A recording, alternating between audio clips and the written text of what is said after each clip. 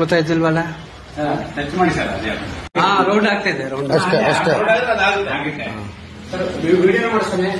ವಿಡಿಯೋನೇ ಮಾಡ್ತಿರೋದು.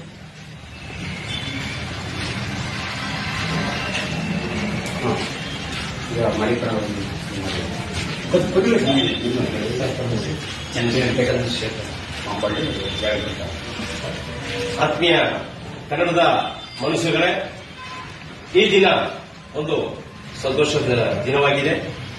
ಕಾರಣ ನಮ್ಮ